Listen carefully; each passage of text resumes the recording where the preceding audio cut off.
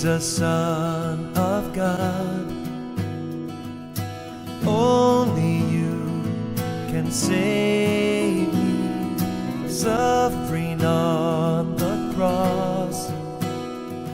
You gave your all, willingly paid the cost for me.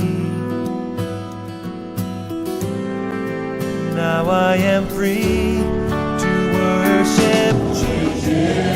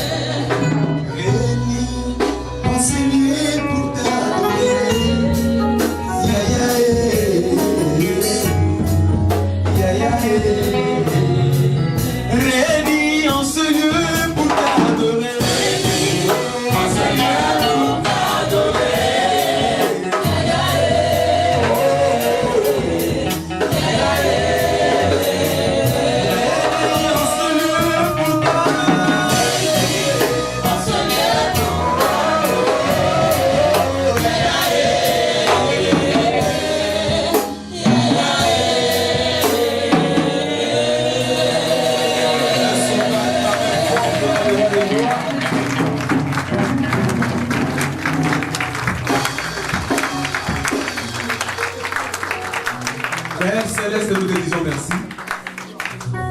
Nous t'intronisons ce matin comme roi. Nous te proclamons ce matin comme roi. Nous t'élevons au-dessus de toutes choses. Tu es élevé au-dessus de l'élévation. Tu es grand au-dessus de la grandeur. Tu es ancien plus que l'ancienneté. Que ton nom soit loué ce matin. Au nom puissant de Jésus-Christ, nous avons ainsi adoré. Nous te disons merci. On acclame le Seigneur. Bienvenue, bienvenue, bienvenue, bienvenue, bienvenue. Dis à ton voisin, bienvenue sur cette montagne. Au nom de Jésus-Christ. Prenez des places, s'il vous plaît. Le rire, c'est une thérapeutie contre toute agression satanique. Notre Dieu est intouchable.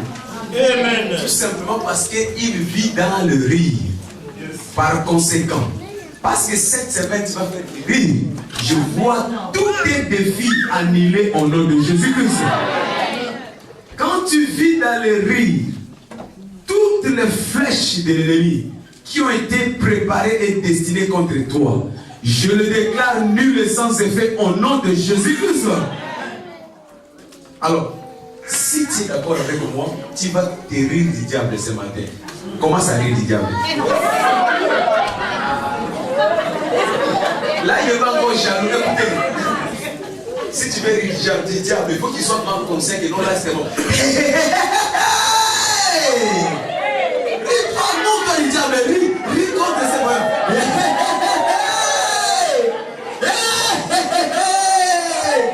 Parce que tu as ri ce matin. Je vois tous les complots que l'ennemi a préparés contre toi, nul et sans effet au nom de Jésus-Christ. Toutes les maladies qu'il préparait, qui étaient dans les laboratoires, je le déclare condamné au nom de Jésus-Christ. Toute situation contraire à la gloire qui t'a mené la honte aujourd'hui, cérémonie de révocation au nom de Jésus-Christ. Qu'il en soit ainsi. Qu'il en soit ainsi. Qu'il en soit ainsi. Donc, puissant de Jésus-Christ de Nazareth. La sainteté, voie d'accès à la grandeur. Partie 2. La sainteté, voie d'accès à la grandeur. L'enseignement que nous sommes en train de développer tous les dimanches. Je m'ai introduit par te dire ceci. L'iniquité reste un atout majeur qui va te disqualifier pour ton accès à la grandeur. L'iniquité reste demeure un atout majeur qui t'empêche, qui te disqualifie pour accéder à la grandeur et à l'honneur. Si tu veux jouir de la grandeur dans ta vie, si tu veux jouir de l'honneur dans ta vie, tu dois rester éloigné de l'iniquité. Tu dois rester éloigné de l'iniquité. Tu dois rester éloigné de l'iniquité. Dans 1 Thessaloniciens chapitre 4 verset 3. Livre de 1 Thessaloniciens chapitre 4 verset 3. La Bible déclare, ce que Dieu veut, c'est votre sanctification et que vous vous absteniez de l'impudicité. Ce que Dieu veut, la volonté parfaite de Dieu est que tu sois dans la sanctification. Quand Dieu veut quelque chose, c'est qu'il a déjà préparé la chose. Si je te dis c'est moi, tu dois être dans la sanctification, car cela est la volonté de Dieu. Et parce que c'est la volonté de Dieu, cela est possible. Si Dieu décide quelque chose, personne ne peut dire le contraire. Ce que Dieu veut pour toi, c'est que tu sois dans la sanctification. Parce que Dieu sait que dans la sanctification, toutes les portes te sont ouvertes. Dieu sait que dans la sanctification, tout est possible pour toi. Dieu sait que dans la sanctification, tu seras honoré. La Bible déclare que la justice élève une nation. Dieu sait que dans la sanctification, toi tu seras élevé. Je vois des hommes qui vont être élevés, c'est moi aussi au nom de Jésus-Christ. C'est que Dieu veut. Ça c'est la volonté de Dieu. C'est que Dieu veut. C'est que tu sois dans la sanctification. Et que tu t'abstiennes de toute impudicité. La sanctification est donc votre voie majeure, votre valeur sûre pour votre accès à la grandeur. La valeur sûre que Dieu a déjà préparée Une voie incontournable que Dieu a déjà préparée, c'est la sanctification.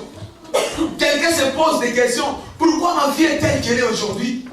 Quelqu'un se dit chaque fois, pourquoi je prie et les choses ne changent pas dans ma vie? Mais Dieu te répond ce matin que ce qu'il veut, c'est que tu sois dans la sanctification. Dieu te réveille ce matin. Ce qu'il veut, c'est que tu marches dans la sanctification. Gloire au Seigneur. Amen. Dans 2 Timothée, chapitre 2, verset 19. Livre le 2 Timothée, chapitre 2, verset 19. La Bible déclare, le Seigneur connaît ce qui lui appartient.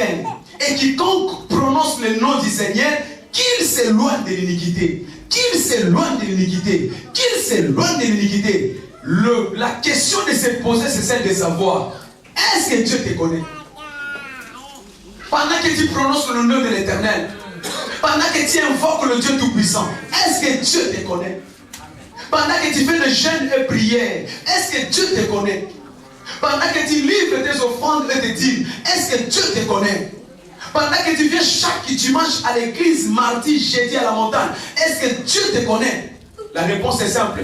Quiconque prononce le nom de l'Éternel, qu'il s'éloigne de l'iniquité. Qu'il s'éloigne de l'iniquité. Qu'il s'éloigne de l'iniquité. Gloire au Seigneur. J'aimerais te donner une image ce matin d'une personne qui a été connectée avec Dieu et Dieu lui a libéré la grandeur. Quand tu es connecté avec Dieu, parce que Dieu te sent, automatiquement tu es connecté à la grandeur. La Bible nous parle d'Abraham. Abraham s'est connecté avec Dieu par l'obéissance. Abraham a rejeté tout ce qui était de l'iniquité.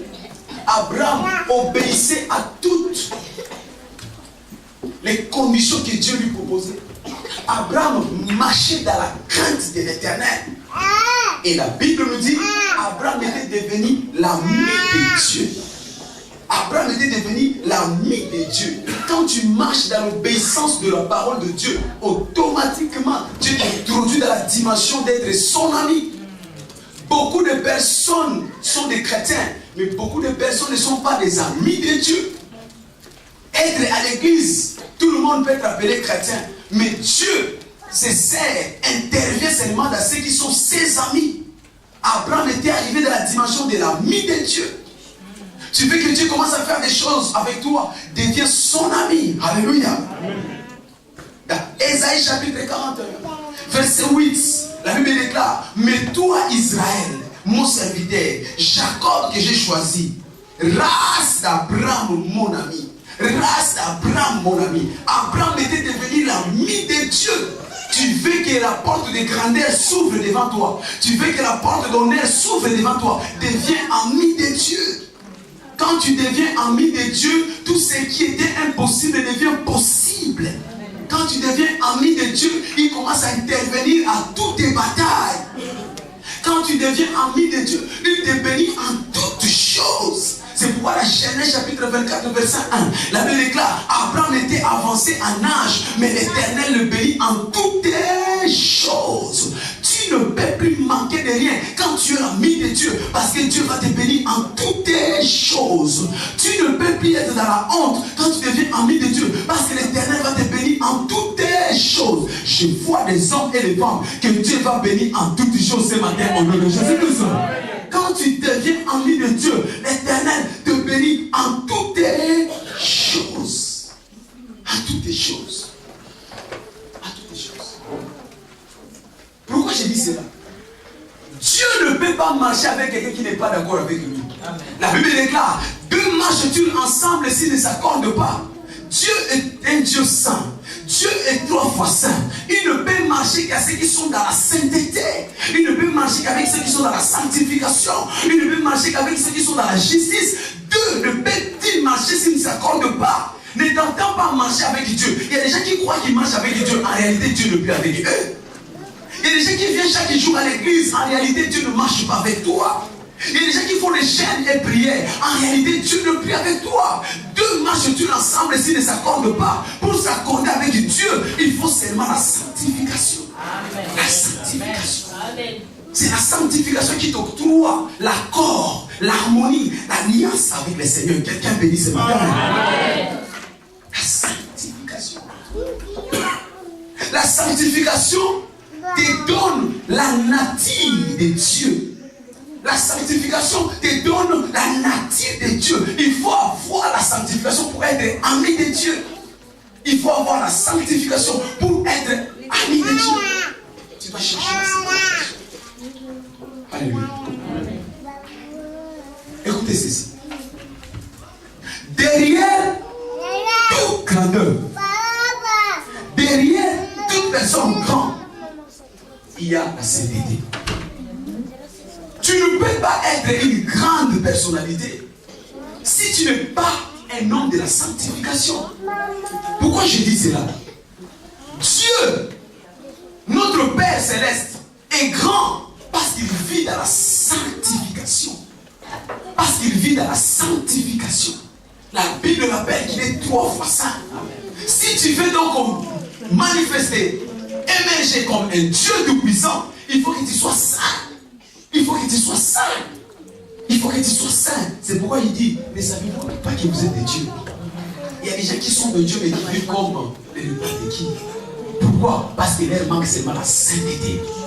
Quand tu as la sainteté, la parole que Dieu a déclarée, ne savez-vous pas que vous êtes des dieux s'accomplit. Ce matin, cette parole va s'accomplir dans ta vie. Le Jésus-Christ. La sainteté. La sainteté, c'est démontrer le caractère de Dieu. Dieu a un caractère qui est contraire au caractère des hommes. Le caractère de Dieu, c'est la sainteté. Il vit dans la sainteté. Il parle dans la sainteté. Il respire la sainteté. Il est saint. Dieu, c'est la sainteté absolue. C'est ça son caractère. Quand tu commences à vivre dans la sainteté, tu commences à développer les caractères de Dieu. Et quand tu développes les caractères de Dieu, tu commences à manifester les œuvres de Dieu. Je vois les hommes et les femmes qui vont commencer à manifester les œuvres de Dieu dans leur vie. Au nom de Jésus-Christ. Les œuvres de Dieu ne sont que la conséquence du caractère de Dieu. Le caractère de Dieu. Le caractère de Dieu. La sainteté, c'est l'accomplissement de la destinée. Aucune personne ne peut atteindre sa destinée s'il ne marche pas dans la sainteté. Si tu veux toucher, tu veux arriver là où Dieu t'a préparé, il y a des endroits que Dieu a préparés pour quelqu'un ici. Il y a des places que Dieu a préparées. Il y a des promotions que Dieu a préparées. Il y a des espoirs que Dieu a préparés. Il y a la grandeur que Dieu a préparée. Si tu veux arriver à ces endroits, tu dois marcher dans la sainteté. Parce que la sainteté te dirige tout droit, sans bifurcation, vers ta destinée. Je te vois atteindre ta destinée au nom de Jésus. Amen. Tu vas l'atteindre. Parce que la sainteté t'amène à l'accomplissement de ta destinée. La sainteté t'amène à l'accomplissement de ta destinée, de sa destinée. Sans la sainteté, tu laisses ta destinée à la merci du diable. Il y a beaucoup de personnes qui ont abandonné leur destinée. Vous savez, la destinée est précieuse. Alléluia. La destinée est précieuse. Tu dois être jaloux de ta destinée. Si tu n'as pas pitié de ta destinée, personne n'aura pitié de cette destinée-là. Je me posais la question l'autre fois ici avec vous. Si Joseph avait cédé à la femme de Potiphar, imagine la fin de la vie de Joseph. Alléluia. Amen. Il allait finir comme un deuxième mari. Deuxième mari de la femme de Potiphar. Sa destinée allait s'arrêter là. Lui qui était préparé à être un homme, nation, il allait s'arrêter seulement à être le chéri d'une femme mariée. Et la Bible allait s'arrêter là. Il y a beaucoup de personnes qui s'amusent avec leur destinée. Il n'y a aucune autre personne qui connaît ta destinée si ce n'est Dieu et toi. Alléluia. Alors sois jaloux de ta destinée. Quand tu regardes ta vie, quand tu regardes les promesses de l'Éternel, sois jaloux de ta destinée. Ne laisse pas le diable venir te voler ta destinée. Ne laisse pas les hommes venir te voler ta destinée. Parce que c'est ta responsabilité. J'ai toujours dit à quelqu'un, si tu échoues, c'est ta faute. Si tu réussis aussi, c'est ta faute. N'accepte jamais que ta destinée soit à la merci du diable. Non. C'est un méchant. C'est un destructeur. Mais il ne peut pas détruire ta destinée si tu ne lui donnes pas l'accès. Amen. C'est toi qui as la responsabilité. Oh, je parle à quelqu'un. Je vais dire à quelqu'un, je vois une destinée en couleur pour toi, au nom de Jésus-Christ. Je vois une destinée enviable pour toi, au nom de Jésus-Christ. Je vois une destinée en rose pour toi, au nom de Jésus-Christ. Alors ne laisse jamais l'ennemi voler ta destinée. Ne laisse pas. Ne laisse pas. C'est ta responsabilité.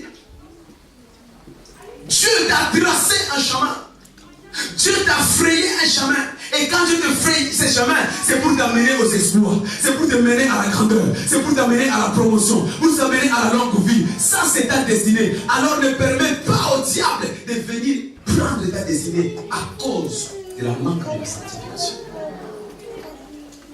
Merci Seigneur Jésus.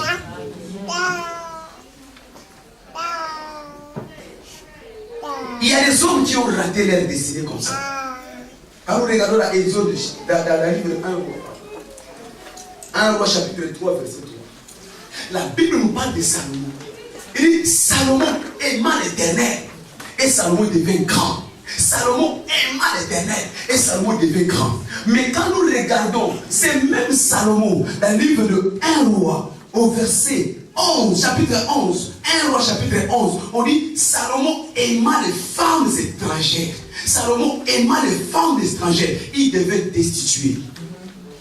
Quand il aimait Dieu et marchait avec Dieu, Salomon était grand. Il avait la sagesse, il avait la richesse. Mais c'est même Salomon aimant les femmes étrangères. Il commença à s'allier avec les lois étrangères. La Bible nous dit Salomon devait destituer. Il y a des gens qui sont ici. Dieu t'a qualifié pour les exploits. Mais on va bientôt te remplacer si tu ne fais pas attention. Ça ne sera pas ton corps de Jésus-Christ. Tu n'es pas irremplaçable. Et dis à quelqu'un. Tu n'es pas irremplaçable. C'est vrai. J'ai dit, tu n'es pas irremplaçable. Alléluia. Pour Dieu, personne n'est indispensable.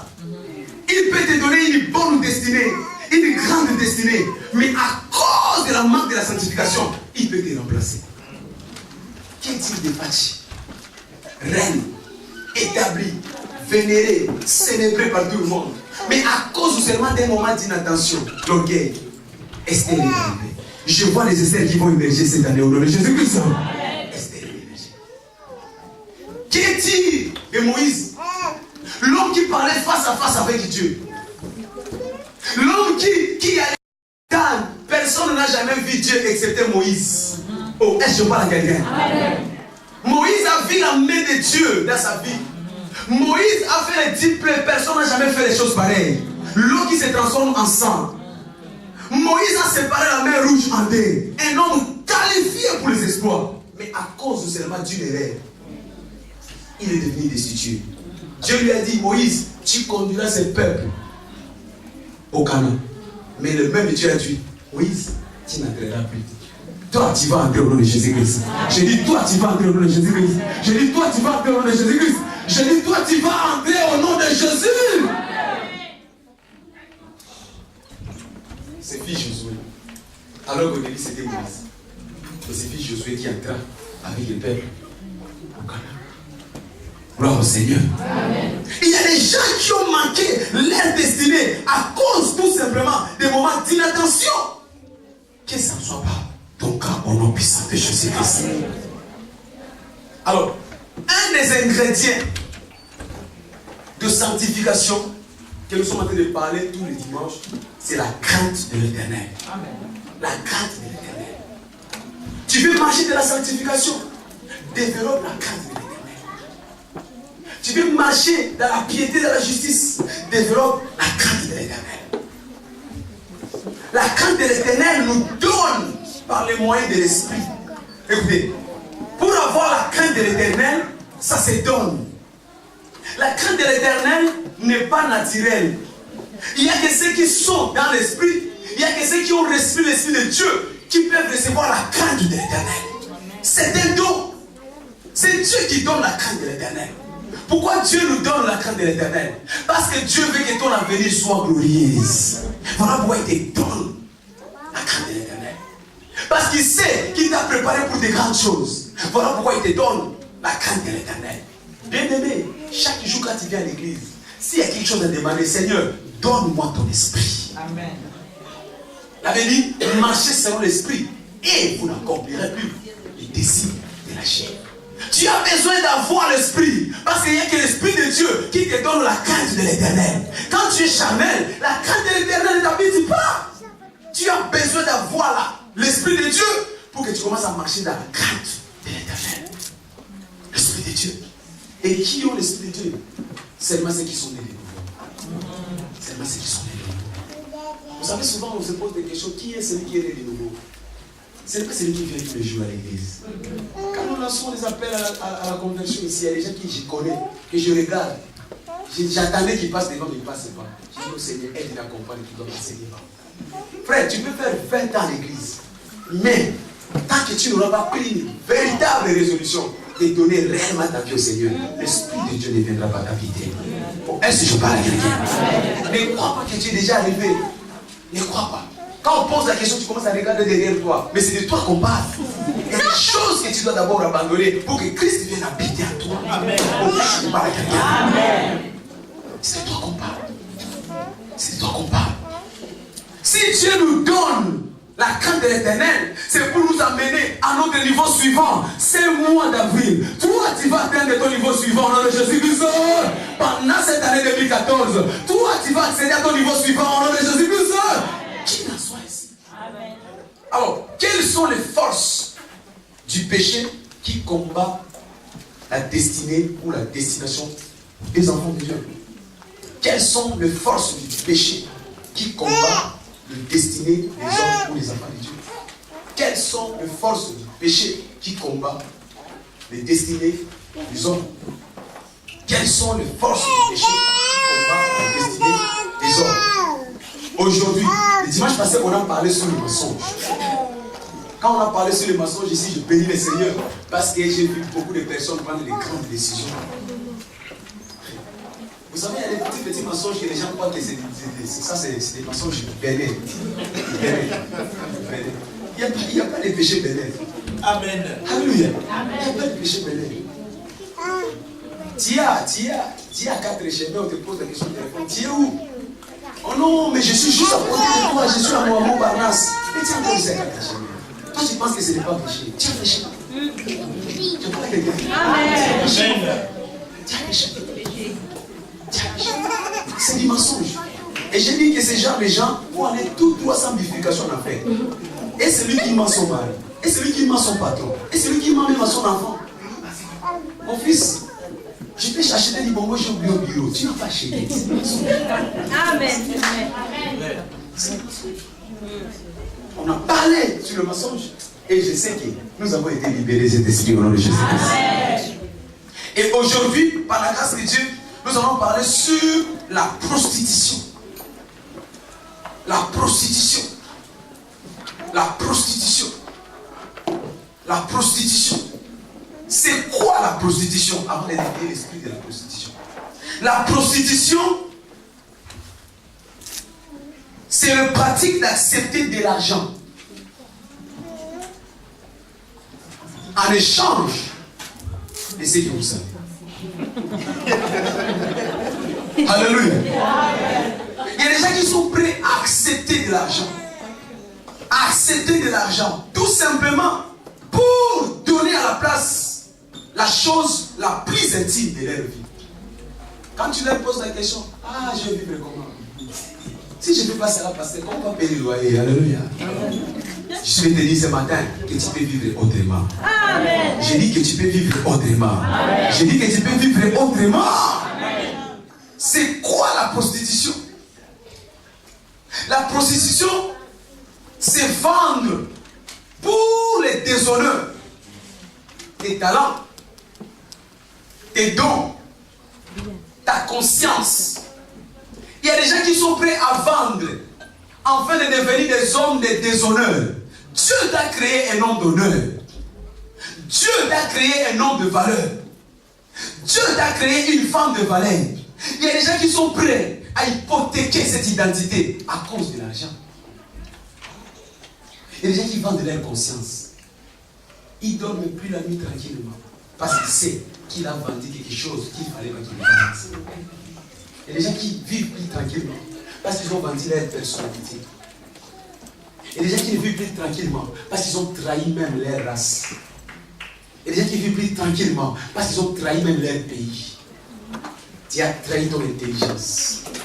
Tu as trahi tes talents. Dieu t'a donné des dons. Mais ces dons, tu les vends avec de l'argent. C'est la prostitution. Je parle à quelqu'un. Amen. Alors, c'est quoi la prostitution spirituelle maintenant? La prostitution spirituelle, c'est le fait de quitter un endroit ou un lien à un autre endroit ou un autre lieu. Il y a des gens qui quittent des endroits. Il y a des gens qui quittent des lieux pour un autre lieu. Ça s'appelle de la prostitution spirituelle. Je vais dire à quelqu'un ce matin, il y a une place que Dieu a prévue pour toi. Il y a une église que Dieu a prévue pour toi. Il y a une famille spirituelle que Dieu a prévue pour toi.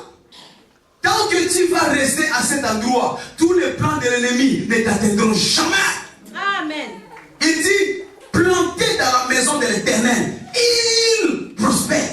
Tu ne peux pas être planté dans ta maison spirituelle. Tu ne peux pas être planté dans ta famille spirituelle. Tu ne peux pas être planté dans ta maison spirituelle et ne pas prospérer.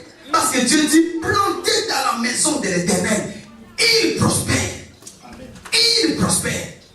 Mais c'est ta responsabilité de chercher et de trouver cette maison spirituelle. C'est ta responsabilité. Ce n'est pas les gens qui aujourd'hui ont la vie à Saint-Denis, à l'église d'un pasteur. Après, on va les voir encore là-bas, à Montparnasse. Il y a un pasteur qui fait des prophéties. Après, on va les voir encore chez notre pasteur là-bas. Lui, il met les gens avec des hélices avec eux. C'est pas les animaux de voir encore là-bas quelque part où on a dit, mets-moi ta photo, on va commencer à prendre ici des photos. Bon, est-ce que je parle à quelqu'un? Amen. Tu dois chercher, trouver et localiser ta maison spirituelle. Si tel n'est pas le cas, c'est la prostitution spirituelle. Je ne sais pas depuis que cette année a commencé, tu as déjà fréquenté combien d'églises? Alléluia. Si je pose la question, je ne vais pas oser de dire, celui qui n'a pas encore fait la prostitution d'église à l'église, il lève la main, vous allez voir qu'il va compter quelques doses. Mais la plupart, dimanche passé, il était quelque part. Dimanche aujourd'hui, c'est juste pour qu'on le voit aujourd'hui, mais dans son cœur, pendant que je prêche, il a déjà vu où il va aller le dimanche prochain. Oh, est-ce que je parle à quelqu'un? Et ça, c'est ce que nous appelons la prostitution spirituelle. La Bible déclare, je vous donnerai les pasteurs selon mon cœur, qui vous paieront. Dieu donne toujours à chacun de nous un pasteur. Il y a un pasteur que Dieu a préparé pour toi. Ce n'est pas le fait d'aller voir tous les pasteurs que tu vas avoir la solution à ton problème. Non. Il y a un pasteur que Dieu a préparé pour toi. Il peut avoir seulement une église de 3 personnes. Mais si c'est ton pasteur, c'est celui-là qui va résoudre spirituellement tous tes problèmes. Tu vas circuler des églises et des églises. Tu vas aller dans des églises où il y a 1000, 5000 personnes. Mais si ce n'est pas le pasteur que Dieu a préparé pour toi, zéro. Je parle à quelqu'un. C'est à toi de localiser et de découvrir ton pasteur. C'est à toi de localiser et de découvrir ton église. Parce qu'il y a une église pour toi. Parce qu'il y a une église pour toi. Alléluia. Chaque fois que Dieu donne quelqu'un dans un voyage de destinée, il l'envoie quelque part. Il a dit à Élie, va, là j'ai ordonné à cette femme de demeurer. Chaque fois que Dieu t'envoie quelque part, si tu arrives, même là où il y a la sécheresse, mais toi tu vas prospérer. Élie était en pleine sécheresse, mais parce qu'il était à l'endroit que Dieu l'a indiqué, il n'a manqué de rien. Une femme veuve qui ne pouvait normalement pas avoir quelque chose, mais à cause de l'indication de Dieu, il lui a donné du pain, il lui a donné de la farine, il lui a donné du sel. Toi tu ne manqueras rien au nom de Jésus. Quand tu es à la place que Dieu a préparée pour toi, tu ne peux manquer de rien. Tu ne peux manquer de rien. Amen. Tu ne peux manquer de rien. Gloire au Seigneur. Amen. Écoutez, une chose très dangereuse qui fait que beaucoup de personnes marchent encore dans la prostitution corporelle, c'est parce qu'ils croient que leur corps leur appartient. C'est très dangereux de te dire que non, mon corps m'appartient, j'en fais ce que je veux. Il y a des jeunes filles, quand tu regardes, jeunes filles, tu ne vois pas que cette... Il dit, mais c'est mon corps, j'ai fait ma vie. De quoi tu te mêles, alléluia. Moi je te calcule pas, pourquoi toi tu me calcules? C'est mon corps. Je suis venu pour te décevoir ce matin. Le corps auquel tu te tapes la poitrine, ce corps ne t'appartient pas, alléluia. Ça ne t'appartient pas. Ça ne t'appartient pas. La Bible nous dit, quelqu'un a payé par sa croix. Quelqu'un a payé par un grand prix pour te racheter. Donc ton corps ne t'appartient plus. Ton corps ne t'appartient plus. Arrête de faire ce que tu fais avec ces corps-là. Ça ne t'appartient plus. Le propriétaire peut décider aujourd'hui seulement. Il dit je récupère mon corps. Ça ne t'appartient plus. Oh, je parle à quelqu'un. Le corps ne t'appartient pas. On va dire ça dans la Bible. Dans 1 Corinthiens chapitre 6. 1 Corinthiens chapitre 6. Verset 17. 1 Corinthiens chapitre 6. Verset 17 à 20. Vous y êtes? Je vais lire au nom de Jésus-Christ. Écoutez ça. Mais celui qui s'attache, soulignez sa tâche, si c'est ta Bible. Celui qui s'attache au Seigneur est avec lui un seul esprit. Fuyez l'impudicité. Amen. Quelque autre péché qu'un homme commette, ce péché est hors du corps. Mais celui qui se livre à l'impudicité pêche contre son propre corps. Écoutez maintenant. Ne savez-vous pas que votre corps est le temple du Saint-Esprit qui est en vous, que vous avez reçu de Dieu et que vous ne vous appartenez point à vous-même? Car vous avez été rachetés à un grand prix. Glorifiez donc Dieu dans votre corps et dans votre esprit qui appartient à qui appartient à regarde. Ma soeur marche convenablement et c'est mon corps. Ce n'est plus ton corps. J'ai dit ce n'est plus ton corps. Tu vas commencer à consommer la boisson du matin jusqu'au soir, ivre comme un abeille. Quand on te parle, c'est mon corps. Mêle-toi de ta vie. Non, ma soeur, je vais te dire, mon frère, le corps ne t'appartient pas. C'est le corps du Seigneur. C'est le corps du Seigneur. Alléluia. Le matin, c'était François. À midi, c'est Benoît. À 14h, c'est Jean Rostand. Quand on te regarde et te pose la question, ma soeur, mêle-toi de ce qui te concerne. C'est mon corps, ça ne t'appartient pas. Je vais te dire que ce corps ne t'appartient pas non plus. Le corps appartient à l'Éternel. Alléluia. Parce que ton corps est le temple du Seigneur.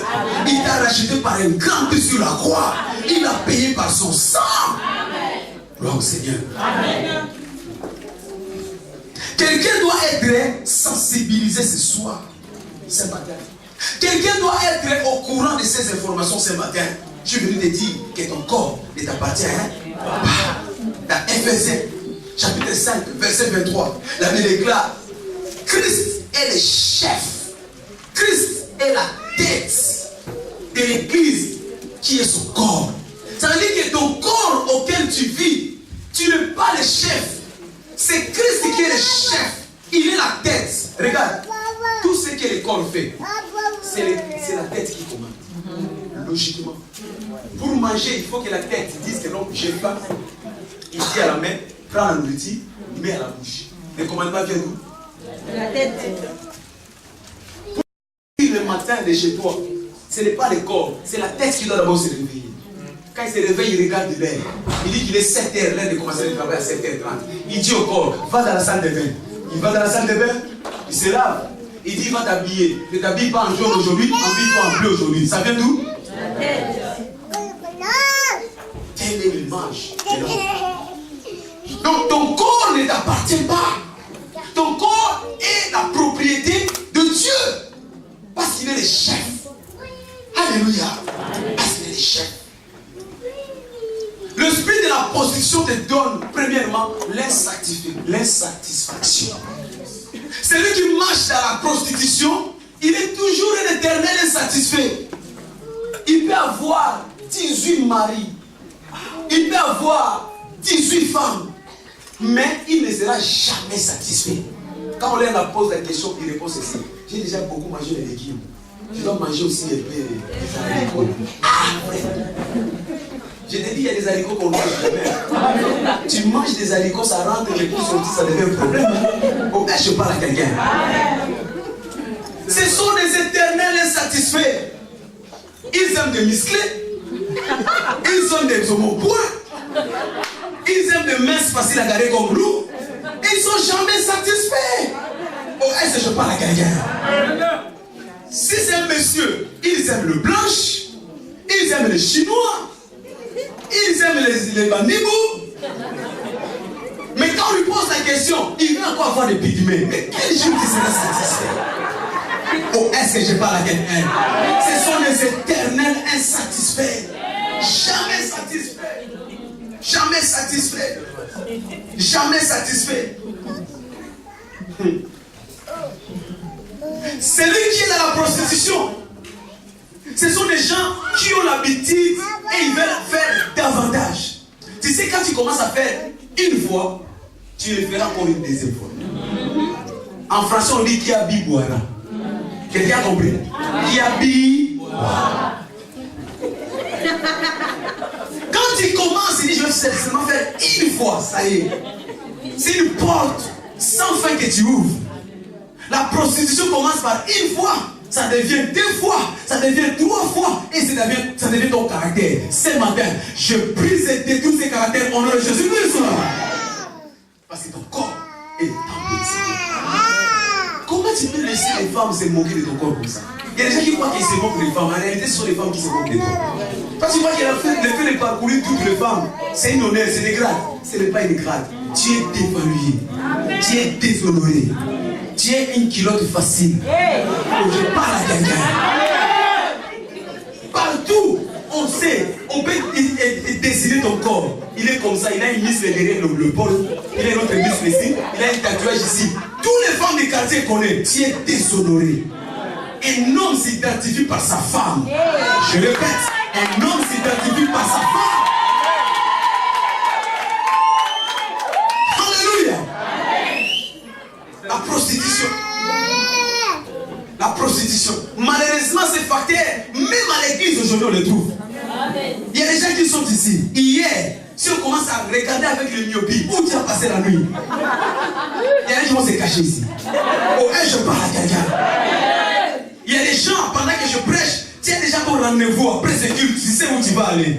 Il suffit que spirituellement, on t'ouvre les yeux, tu vas voir où il va aller. Mais que Dieu te bénisse ce matin. Que Dieu te délivre de la prostitution ce matin. Au nom puissant de Jésus. Merci Père. Merci Jésus. Et souvent quand nous entrons dans la prostitution, cela engendre ce qu'on appelle avec fatalement le divorce. Le divorce. Le divorce, c'est une des conséquences majeures de la prostitution. Ça commence par une petite sortie bénigne, comme vous dites. Mais la conséquence, c'est toute la famille qui sera ébranlée. Les enfants vont devenir des victimes. Tout ce que vous avez bâti pendant des années va être détruit seulement à cause d'une seule journée. Oh, je parle à quelqu'un. Amen. Gloire à Dieu. Parce que nous, dans notre commission, dans notre leadership, nous n'avons pas de foyers dysfonctionnels. Merci. Vous connaissez ce qu'on appelle les foyers dysfonctionnels? Si la tête est à la base d'un foyer dysfonctionnel, l'église sera aussi à la solde des couples dysfonctionnels. Bien aimé, je ne suis pas méchant, mais je me demande comment tu vas aller fréquenter l'église d'un pasteur divorcé. Je parle à quelqu'un qui veut m'attendre ce matin. Amen. Si tu vas dans une église dont le pasteur est divorcé, bien aimé, tu as un problème. Je suis venu pour dire à tous les pasteurs qui se divorcent, vous qui faites des remariages, ce n'est pas biblique. Alléluia. Répentez-vous. Je dis répentez-vous. Je dis répentez-vous. À tous ceux qui font des remariages, venez, je vais vous remarier. Répentez-vous. Je dis ce n'est pas biblique, répentez-vous. Je sais que quelqu'un va m'appeler ce soir. Mais je prends ce risque parce que la vérité vaut mieux. Je parle de la vérité. Alléluia. Alléluia. Nous avons des leaders qui ont des couples qui ne sont pas dysfonctionnels. J'ai béni le Seigneur pour mon ancien Omar qui est marié honnêtement. Amen. Il faut que tu viennes chercher avec un microscope pour voir les failles dans son couple. Parce que c'était un modèle. Je parle à quelqu'un. Amen. Gloire au Seigneur pour mon bien-aimé qui est là dans peu de temps, il va se marier. Amen.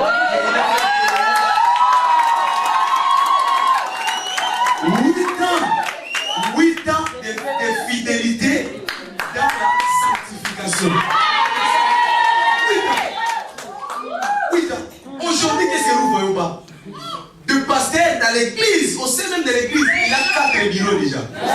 Pendant qu'il prêche, l'autre lui regarde et dit amen, tu crois que c'est l'amen qui vient de. Non, l'amen parce que je t'aime, pasteur. Ça sera pas notre cas au nom de Jésus-Christ.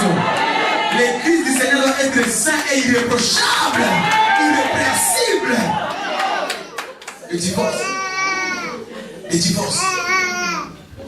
Écoutez ça. Dieu n'aime pas la séparation. Dites amen. Amen. Dieu n'aime pas la séparation. Amen.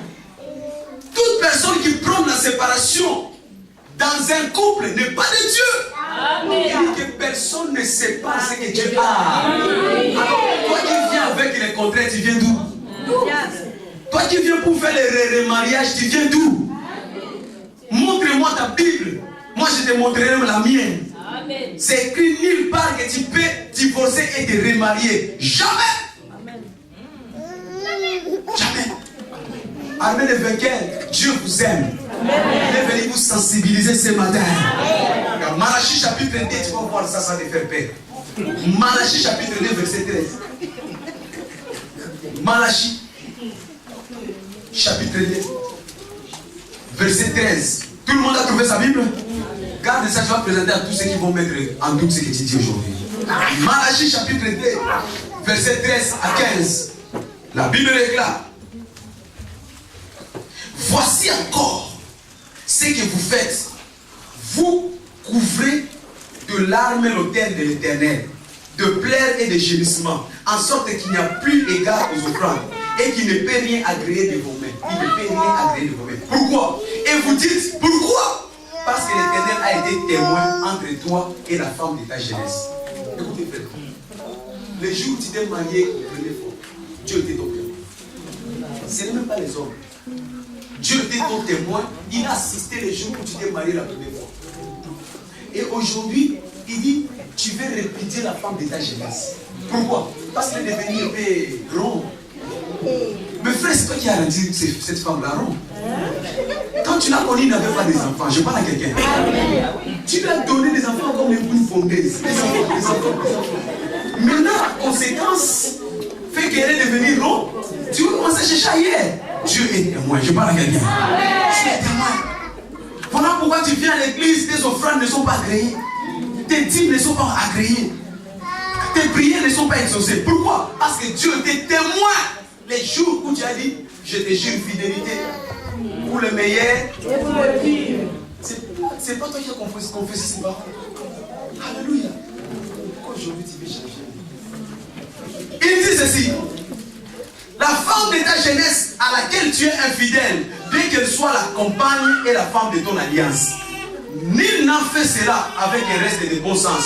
Et celle l'a fait. Et pourquoi? Parce qu'il cherchait la postérité de Dieu lui avait promise. Prenez donc garde dans votre esprit et qu'aucun ne soit infidèle à la femme de sa. Mais ne sois pas infidèle. Ne sois pas infidèle. Une seule personne l'a fait, c'était Abraham. Parce qu'il pensait qu'en allant vers une autre femme, il aura l'enfant de la promesse. Mais il s'est trompé. Parce que Dieu lui avait promis. C'est que Dieu t'a promis. Il le fera avec ta femme. Alléluia. Toutes les promesses de Dieu se feront avec ton mari. Quand je parle de la femme, je parle aussi des hommes. Parce qu'aujourd'hui, il y a des femmes qu'on appelle des femmes cougares. C'est ça? Femmes cougares. Des femmes insatisfaites. Il a son mari, mais quand il va à Château-Rouge, là, tu vois qu'il fait des courses alors qu'il y a réalité. Dieu nous bénisse. Alléluia. Que Dieu nous bénisse. Dans Matthieu, chapitre 5, verset 32. Livre de Matthieu, chapitre 5, verset 32. La Bible déclare: vous avez encore appris.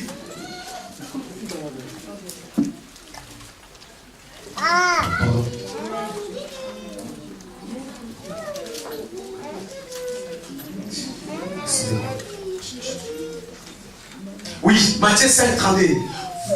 Mais moi je vous dis que que celui qui répudie sa femme, sauf pour cause d'infidélité, l'expose à devenir adultère. Et que celui qui épouse une femme répudiée commet un adultère. Oh, est-ce que quelqu'un m'attend? Amen. Que quelqu'un dit, qu'est-ce que je vais dire chez l'église? Les gens ne peuvent écouter ça. Mais c'est la parole de Dieu. Revenons à la parole authentique. Amen. Tu n'as pas à refaire un autre mariage avec une femme répétue, jamais. Ça, c'est la parole de Dieu. Voilà pourquoi beaucoup de personnes sont victimes. Ils viennent à l'église, mais il n'y a pas de changement. Ils viennent à l'église, mais il n'y a pas de changement de manière. Pourquoi? Parce que tout simplement, ils marchent à la compte de la parole de l'Éternel. Parce qu'ils marchent à la compte de la parole de l'Éternel. Je t'en supplie, s'il vous plaît, mon frère, ma sœur, ne sois pas parmi les divorcés. Alléluia. Amen. Je te dis encore merci et pardon. Et s'il te plaît, ne sois pas parmi les divorcés. C'est l'esprit destructeur. Pour une dernière fois, je t'en supplie au nom de Jésus-Christ, mon Seigneur, ne sois pas parmi les divorcés. C'est un esprit destructeur. Alléluia. J'attire l'attention de ces jeunes filles qui veulent se marier. Ne sois pas pressé de te marier. Si tu n'es pas encore convaincu que vraiment c'est l'homme qu'il me faut, ne t'engage pas. Amen. Parce qu'aujourd'hui, retiens les causes, se marie qu'une seule fois.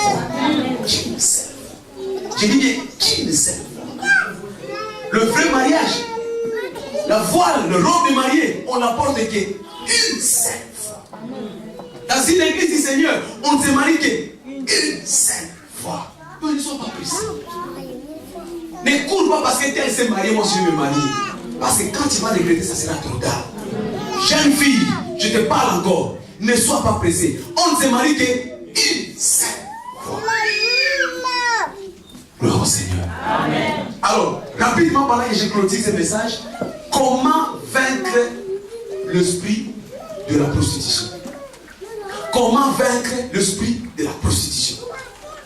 Comment vaincre l'esprit de la prostitution? Premièrement, si tu veux vaincre l'esprit de la prostitution, tu dois combattre. Tu dois combattre. La seule fois où la Bible nous parle du combat, c'est en parlant de combattre le bon combat de la foi. Le bon combat de la foi consiste à combattre la prostitution. La prostitution, on la combat. La prostitution, on ne coalise pas. La prostitution, on ne la tolère pas. On combat la prostitution. Quand tu sens que tu commences à dégoûter ta femme, combat la prostitution. Je parle à quelqu'un. Quand tu commences à sentir des envies, au lieu de regarder ta femme, tu commences à regarder dehors. Combat la prostitution. Quand tu vois tes yeux commencer à te fixer sur des jipettes, des blousettes, des pantalettes, combat la prostitution. Alléluia. Commence à te dire dans ton cœur, ma femme est la plus belle femme, mon mari est le plus beau homme, ma femme est la... Combat la prostitution. Combat. Ce n'est pas Dieu qui va combattre pour toi. Alléluia. Il n'y a personne qui va combattre pour toi. Ce n'est pas un pasteur qui va combattre pour toi. La prostitution, tu la combats personnellement. Combattez le beau combat de la foi. Combattez le beau combat de la foi. Alléluia. Amen. Alléluia. Amen. La Bible nous dit, résistez au diable, il fuira loin de vous. Quand tu résistes à la prostitution va partir loin de toi. Ça va partir loin de toi. Résiste. Résiste à la prostitution. Quand tu vois une femme qui commence à venir vers toi, s'il faut prendre des gens, prends des gens, mon frère. Amen. Il n'y a pas de honte. Cours. Cours. À l'endroit où tu travailles, si tu vois des propositions, s'il faut démissionner, démissionne. Pour fuir la prostitution. Je parle à quelqu'un. Combat les bons combats de la foi. Il y a des envoyés sataniques dans nos endroits de travail. Il y a des envoyés sataniques dans nos écoles. Il y a des envoyés sataniques dans notre quartier pour nous amener à la prostitution. Combat les beaux combats de la foi. Combat. Combat. L'esprit est disposé, mais la chair. Combat les beaux combats de la foi.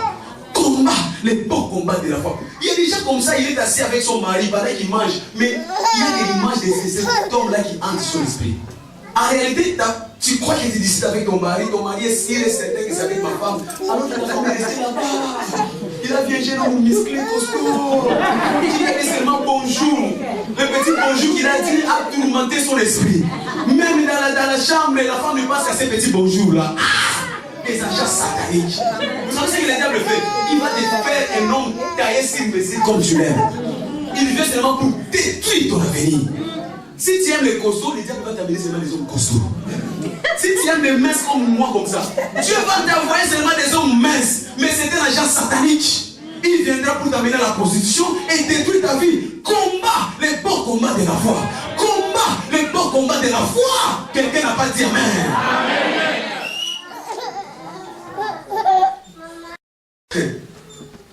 Tu dois être satisfait. Amen. De la femme que Dieu t'a donnée. Alléluia. Sois satisfait de l'homme que Dieu t'a donné. Ne vais pas dire à ma femme que non, ton mari n'est pas musclé, il va te chiffrer. Je suis l'homme s'il mesure pour elle. Amen. Ne vais pas dire à Jérémie que sa femme commence à grossir un tout petit peu. Je vais te donner les doubles pattes. Ah, ça c'est la femme.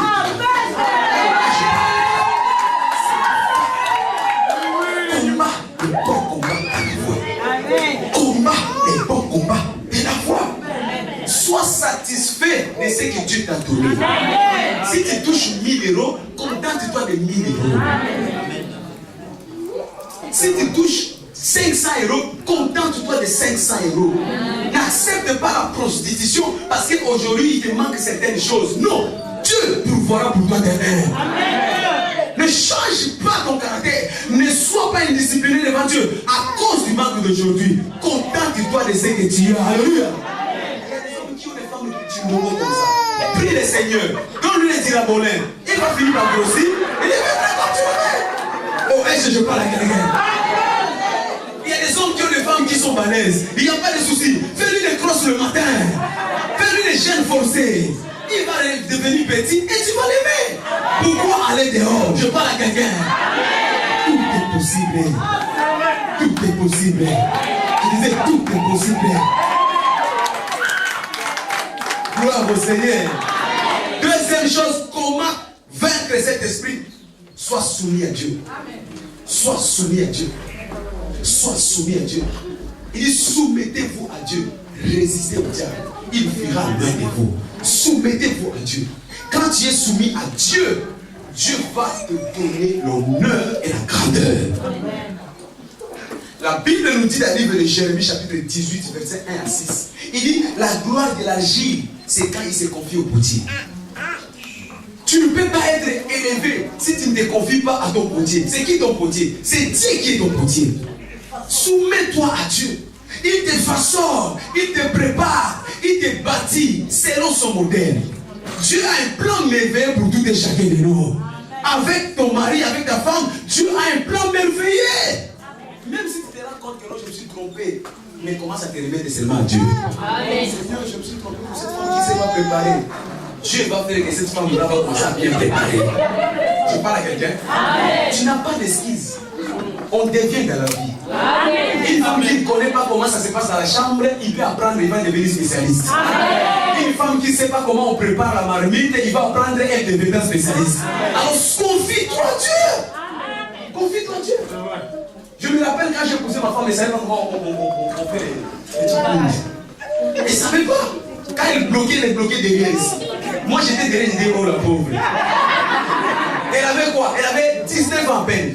Donc elle ne sait pas comment faire la panne de l'africaine. Mais moi j'ai accepté. Elle s'est approchée de maman. Aujourd'hui il y a une maman qui lui donne des maboudes chaque jour. Quand elle le porte comme ça, oh là là, quelle jolie femme. Je parle à quelqu'un. Ça sent blanc. On devient toujours dans la vie. J'ai dit on devient toujours dans la vie. Donc tu n'as pas d'excuse à répliquer ta femme parce qu'elle ne sait pas préparer. Parce qu'elle ne sait pas faire les tiboulis. Parce qu'elle ne sait pas faire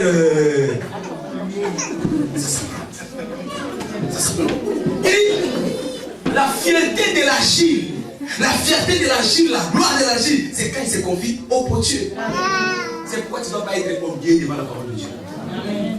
La parole de Dieu, c'est ça qui te façonne. Chaque fois que tu vois des imperfections dans ta vie, dans la vie de ton couple, viens humblement. Cherche, parce que toutes les solutions de nos problèmes, c'est tout. Concernant les mariages, c'est tout dans la parole de Dieu. Alléluia.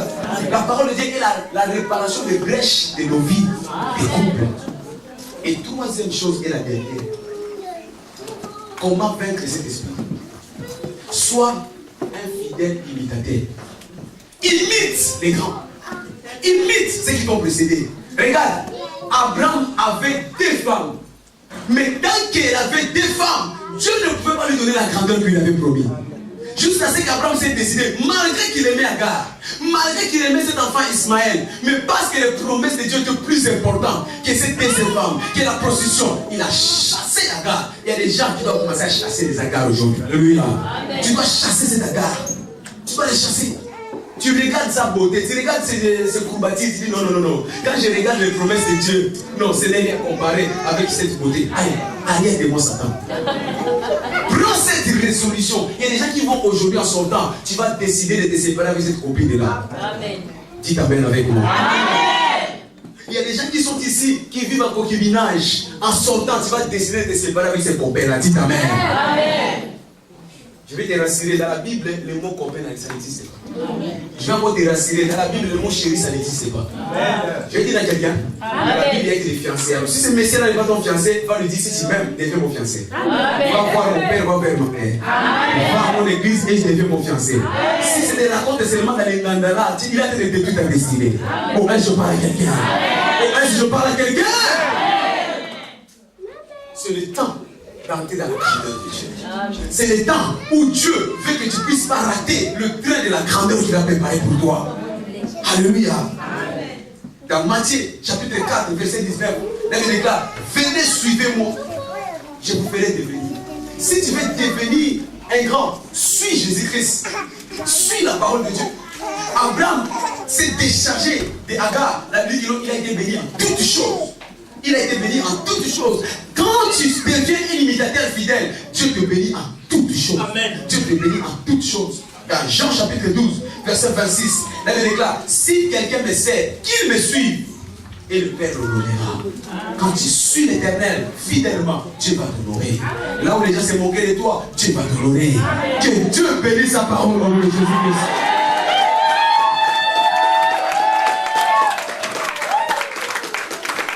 Je disais que Dieu bénisse sa parole au nom de Jésus-Christ. Si tu n'es pas fâché avec moi, tu vas te lever humblement là où tu es, tu vas élever ta main, tu vas élever ta voix et tu vas rendre grâce à Dieu pour cette parole. Commence à rendre grâce à Dieu. Commence à rendre grâce à Dieu. Seigneur, je te bénis pour cette parole.